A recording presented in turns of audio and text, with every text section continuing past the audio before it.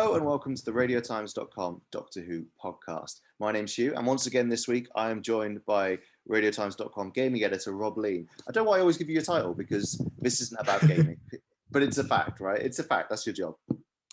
It's a fact. It's my job, and I quite like it. It gives it a sense of formality every time that I come on. So I'll start calling you Mr. Lean. Mr. Lean and I are here because there's been some Doctor Who news. Quite often on this podcast, we're trying to find things to talk about, but this week it was not difficult. If anything, we had to try and pick what we were going to discuss because Doctor Who went, they didn't go anywhere. They were still in Cardiff, I imagine, but they sent a virtual panel to the at-home version of San Diego Comic-Con, and they revealed all sorts of exciting information about Series 13. So first off, a couple of weeks ago, Rob and I were here speculating about who the special surprise guests could be, who they were going to have at this panel. And I don't know, Rob, we found out who it was, didn't we? We did. We found out that it is, well, for a while they teased us, saying it's someone from Game of Thrones. And I wasn't looking at Twitter, but I imagine there was a bit of people guessing far too high profile people from Game of Thrones who wouldn't. They could get Maisie. We could have been getting Maisie Williams back. That would be funny. But no, it turned out to be Jacob Anderson, aka Grey Worm from Game of Thrones, playing a new character called Vinder. Yeah, which is quite fun because he's not the person I would have expected at all in terms of but he's quite a cool character to have coming in. I mean, I've met. Not to massively name drop, but I've met him a couple of times at Game of Thrones events. Really nice guy. And in the statement, I was really sort of moved by how much he seems to really love Doctor Who. He was saying, I've been watching it since I was a kid. It's absolutely a dream come true. He was tweeting about it. I thought he was much too cool for Doctor Who, but it turns out you're never too cool for Doctor Who. So Vinder seems like an interesting character, right? We saw a photo of him. He apparently is going to be a recurring character. He has a spaceship, we know that. And then that's about it. Yeah, that is about it, I think. Did I might be remembering it wrong. Does he have a gun in that picture? Yes, he does have a gun in the picture. That's a point, yeah. And it seems like he's a bit spacey-wacy, as we say. Like he's he's helping them in whatever they're doing. The Doctor, Yaz, and Dan, John Bishop's character. So he's helping them. He's a kind of extra. I mean, so yeah, it seems like he could be a kind of like River Song-esque, person, or a little like Maisie Williams in that series, Pick Party's second series, as a shielder / me, her name, who sort of popped up from time to time, kind of helping out. And I'm kind of interested to see how they do this. But it was funny because that was such the kind of big speculative thing about the panel beforehand. And it is quite interesting to see who Vinder is, and it's going to be interesting to find out exactly how he fits into the story. But for me, I think it was actually overshadowed by the kind of announcement of there's going to be the series is going to be serialized, which ties into the Vinder thing because he's coming back over multiple episodes. Because that's what Chris Chibnall said, wasn't it? He said, and they sort of elaborated on it later on. It's not going to be the usual kind of sometimes two parts, usually one part episode, singular story. It's going to be serialized. Each episode is a chapter for a larger whole. And I'm quite interested in this. I think it's something we talked about on the podcast before. I mean, what did you think of that? Did that interest you, or were you a bit like, a bit concerned about it? It does interest me. It's one of those things. I bet, if not with me, I bet you have spoken to someone about it before on the pod. I think Morgan and I talked about it as like a thing they could do. So I was feeling pretty vindicated, to be honest, when they started talking about it. I was like, yeah. I mean, clearly they're listeners. They're always trawling this podcast for the ideas. Yeah. No, we're not doing that. But yeah, no, it does sound interesting, I think.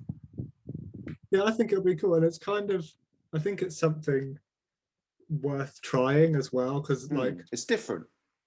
Yeah, and streaming is a big thing these days, and I feel like a lot of the TV world, you don't get quite so many kind of freak of the week TV shows as maybe you used to when around the time of Buffy, they were kind of popping up everywhere. Like, we're going to do a show was like that every as well, week. wasn't it? Yeah. I guess there's still quite a few CW shows doing which kind of do that, but kind of feels like maybe trying to go to a bit more of a Netflix series model of this is the story of this series, and we're not going to deviate too far from it to go, But I found it interesting. At one point, he said, and we're going to go to loads of places. And I was like, oh, I thought that this would be kind of a bit more like we've got these 3 standing sets that we have to use because we can't go anywhere. It's interesting, isn't it? Because one of the reasons they gave for this is because of the coronavirus pandemic. Chris Chibnall basically said, we have a choice of doing a bunch of very small episodes that are just in these kind of sets and it looks a bit rubbish, or we can do a big story, but we basically just do the one story. And I don't really know why that would be better, but as in like, just from a production standpoint, if they are moving around to different places, and we do see in the trailer, there was also a trailer, we should say, which we might talk about in a minute. In the trailer, you see, you know, they're wearing different costumes. They seem to be going to different eras, meeting different people. And we've obviously seen some filming leaks that seem to have lots of different monsters and time periods and locations and stuff. So, although the locations are all in the UK, IRL, as opposed to usual. So it is kind of a bit like, well, they are still doing all this stuff. But then I suppose maybe it's that you kind of can have more returning characters. Like, you know, you can kind of have the close cohorts of actors that, you know, are together. Whereas normally Doctor Who has a load of new guest stars absolutely every week, which probably was really difficult to do in COVID times. Chris Chibnall also said that there will be other recurring characters, not just Vinda. We'll have characters kind of coming back. And I guess, you know, you'd have different locations within, say, a 2-part episode, possibly. You know, you'd move around to different spots. So maybe it is just, as production goes, a bit easier to do that way. I don't know, but it's interesting. One thing that is also interesting is a lot of people, I think, are taking it as like, we're getting this serialized story. You know, they said there were going to be 8 episodes in Series 13. We're getting an 8-part series. I have my doubts. I don't think we're going to get an 8-episode Series 13 because we remember they were talking before about, you know, there's going to be these specials next year in 2022.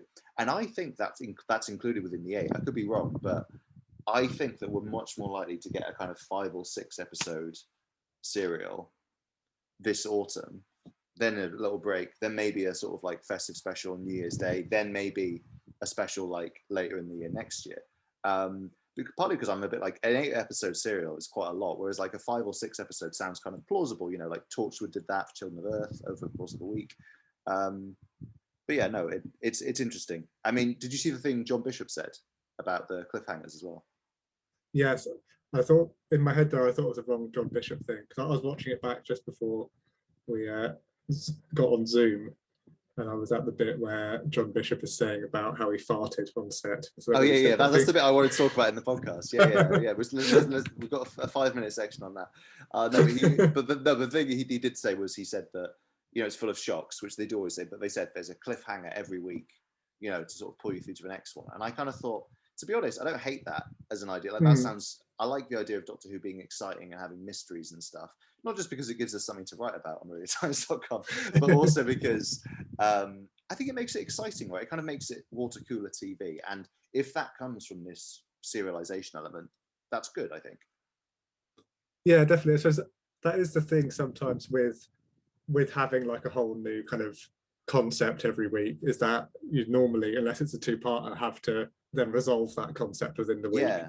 And you've not really got anything left to kind of cliffhanger on, except for doing like a what moment at the end kind of thing. Yeah. So it should be nice to kind of have some meatier kind of cliffhanger moments, and it is good for radiotimes.com and other websites to have those little mysteries to kind of speculate on through the week. I mean, it's good for the fandom in general to have. It's fun, I think. It's the kind of stuff Doctor Who fans in particular enjoy. I love the what moment, because I knew when you said that, I was like, was it? Oh yeah, I know what you mean. Also, you know, there's a little bit in the trailer where Yaz says to the Doctor, "You're hiding something from me," or whatever, and you do wonder whether, you know, the show might be able to have a bit more kind of a through line. Because I think one of the criticisms of it in recent years has been, you know, sometimes it feels like stuff sort of brought up in an episode and then just sort of dropped, and then you don't really hear about it again. Like say with like Graham's cancer worries or whatever, like it just sort of doesn't come up again for a while. And then like, you know, week to week, I think the worst offender for me was at the end of Fugitive of a Jadoo. They get a sort of signal to go and do Praxius, and then genuinely for like 3 or 4 weeks they just do not acknowledge like what happened in Fugitive of a Jadoo at all, as if it never happened, and then it kind of comes back again in the finale. And I was kind of annoyed by that because it was so momentous. So I'm hoping that maybe this means that, you know, we'll have kind of those sort of, you know, subplots and sort of conflicts going from episode to episode in a kind of more consistent way, because of the way the show is being made as a kind of thing you have to watch every episode of, rather than you can dip in and out, which is how Doctor Who in the modern era has been made, as this kind of chocolate box where you can kind of try one, but you don't necessarily have to watch all of them. Yeah, should be interesting. The only other thing that kind of jumped out at me in the trailer was like I thought it seemed quite funny, but it might be like they've pulled out the only like 2 or 3 gags that they had and put them in the trailer. Like mainly John Bishop falling down different like holes, I'd say. Whoa! Whoa! Yeah, no, I thought that it was a funny trailer because I saw some fans were a little disappointed by it. It's kind of what I expected. It was quite short. It was 43 seconds. It's also very, very closely cropped in at all times, so you can't actually see anything in the background. But you know, it looks pretty. There's not really much to glean from it apart from, you know, you see like one monster maybe, which is like a sort of flying thing, like a robot, but that's about it. We don't see a glimpse of any of the kind of rumored monsters for this series, like the Weeping Angels or, you know, the Sontarans or whatever. Although they did say in the panel that they confirmed some old monsters are coming back, which is cool. But yeah, I thought it was, you know, fairly exciting, few laughs. You know, you see Dan's, you know, kind of seems pretty firmly part of it. I think they said that you kind of come into series 13 mid-adventure, or maybe I read that somewhere else, and they kind of find Dan in that way. But the biggest, I think, bit of information for me, which I was very grateful for, was we found out Dan's surname. Because I've been for ages just calling him Dan, which sort of annoys me. And now we can, you know, give him a surname, and it's Lewis, Dan Lewis. I mean, it's not the most inspiring Doctor Who companion name. It's not exactly, you know, Donna Noble and all that stuff is kind of sort of quirky. It's Dan Lewis, like the most generic name that they could come up with. But you know, at least we have it now. We know what he's called. And yeah, it was interesting. It felt like they did the Doctor Who thing of like revealing a bit but not revealing too much. And also, I think that, you know, I don't think people really saw the Jacob Anderson thing coming. You know, I'm sure there's probably some corner of the internet where they knew all about it for weeks, but I was surprised. It feels like you know, an interesting casting, and I'd suspected the serialization thing could be a possibility, but it's interesting to see them do something different, I guess. You know, it's not just, I feel like when you're on the 3rd series of a Doctor, obviously you've got John Bishop coming in, which kind of helps reboot it a little, but also it's kind of like, what's going to be new this time? We've had the Daleks, you know, we've had the series without the old monsters, we've had the series with lots of old monsters. What's new? And it's kind of like, well, we're going to change the format, which is kind of what they did for Matt Smith's, you know, later series as well. They started to fiddle around with like half series here and there. You know, Peter Capaldi, they did a series all of double part episodes. You know, I think it's a good move personally.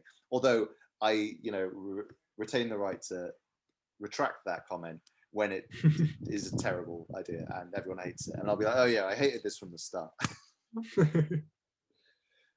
Yeah. Hold on to the right to change your mind later.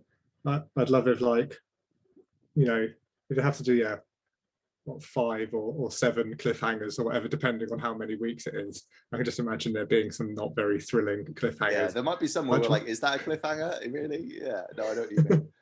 I mean, yeah, I'm interested to see how it works. It's also, you know, a little unclear. There's lots of stuff we don't know. We don't have an exact air date. We don't know, as I said, we don't know how many episodes it's going to be. We don't know how long the episodes are. We assume they're going to be roughly the same, about 50 minutes, but we don't know. We don't know, are they going to stick on Sundays? You know, arguably, could they run it all, if it's serialized, in a week and kind of make a big event thing? Or are they more likely to keep it week to week? I think probably they'll keep it week to week. I mean, most dramas are serialized, to be fair. It's not a big thing that you have to, you know, do it like that. Like pretty much every drama, in fact, on British TV, apart from Doctor Who, is serialized. But yeah, I'm interested. There's still loads more to find out, but I feel like we kind of have more of a sense of, I feel like I kind of get Series 13 now, if you know what I mean, even if I don't know everything about it. Does that make sense? Yeah, it does make sense. I think they've given us, just enough to like kind of wrap your head around it. Because it was getting a bit like, how many episodes are there? Like, yeah, when's it going to be on? There was not a lot of info. I mean, they still haven't given us an air date, which annoys me. But you know, I reckon Morgan and I kind of guessed the trailer release relatively right at like, you know, July. Although I think we also said or August or September, so we kind of covered a lot of bases. But my grand prediction is that this will air in will start airing in October in the kind of His Dark Materials slot, because His Dark Materials isn't on this autumn, it's going to be on next year. So I reckon that kind of autumnal Sunday night, you know, 7 to 8 p.m. ish will be its natural home. But yeah, maybe there'll be another panel where we find more out about it. But for now, that's our lot, and that's your lot listening to this podcast. What was your favorite revelation from the panel? Anything we missed, from the chat as well? And, are you excited by the trailer? Do you think it's a good idea to serialize Series 13, or, do you prefer the standalone episodes? And what do you think of Vinder? Who do you think he is? Is he going to be a good friend or a sort of unlikely ally for the Doctor and Co? Let us know in the comments or here on YouTube, or tweet us at Radio Times. And we'll be back next week dissecting another little clue from the panel, Chris Chibnall's teaser for the series, which has some interesting implications for the series. Until then, I've been Hugh. And I've been Rob. And thank you for listening to this, which is kind of our panel, though, of course, significantly less popular. Thanks for listening, and goodbye.